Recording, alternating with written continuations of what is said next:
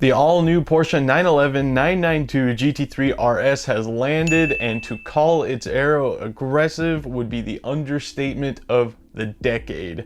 Hello everybody, my name is Braden, you're watching MotorBiscuit, and yes, if you're familiar with this channel, you probably realize that I'm not wearing glasses right now. Well, I have some unfortunate news for you. I'm not actually wherever it looks like I am.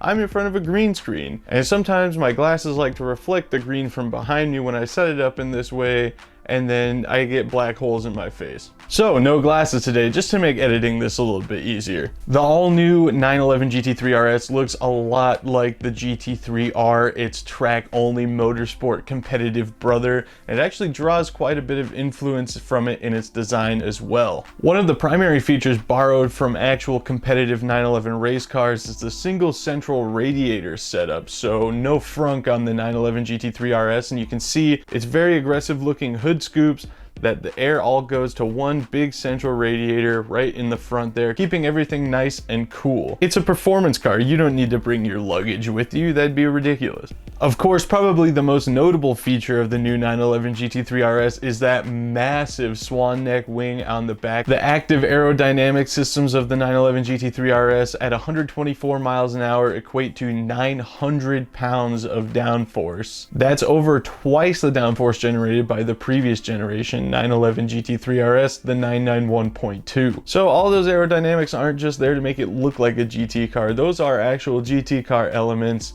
making the 911 GT3 RS a race car for the road more than it ever has been before. To give you an idea of the insane engineering behind the 911 GT3 RS, even the suspension components are teardrop shaped to lower drag when it comes to wind getting into the wheel wells behind the wheels and over the suspension components. They shaped the suspension components to have as little drag as possible, making this car as efficient as it could be with airflow, both in terms of reduced drag and using that air to create downforce to keep the thing planted on the track. That's not the only crazy part about the new 911 GT3 RS's suspension either. It's fully adjustable so you can take full advantage of its use on the track, but the crazy part is that the adjustments can be made from inside the car. Of course, everybody wants to know what's going on with that engine, right? And just like every other GT3 RS, the spirit of the naturally aspirated flat six remains the same. No turbochargers on this 4-liter 6-cylinder flat engine, revs to the moon and makes 518 horsepower, and as expected, and just like the previous 911 GT3 RS model, there is no manual transmission offering. It's PDK only, so get used to those paddle shifters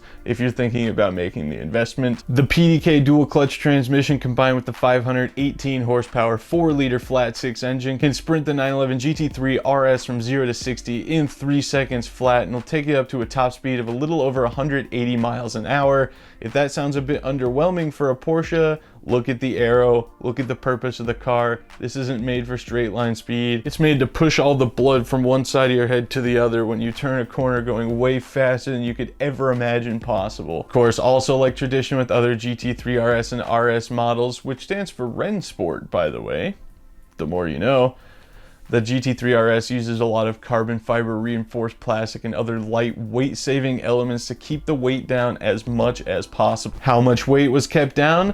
The 911 GT3 RS only weighs 3,268 pounds. Just to put that in perspective, that's about 1,100 pounds lighter than a 2022 Dodge Challenger Hellcat. Porsche says the 2022 Porsche 911 GT3 RS will begin shipping to dealers in spring 2023, has a starting MSRP of $223,800, but given the current market, if things continue the way they are, we wouldn't anticipate being able to buy one for that anytime soon. That also doesn't include the $1,450 fee for shipping, processing, delivery, and all of the stuff like that. But ultimately, if you've been sitting on the edge of your seat since the release of the 992 or the 992 GT3 for the GT3 RS to come out, Porsche has sincerely delivered on everything anyone could have hoped for. Like I mentioned before, there's never been a car that's so much been a race car for the road as much as the new GT3 RS is. It's not even subtle about it. The aggressive Aero and the carbon fiber strakes, and especially, like I mentioned, the massive rear wing. This car looks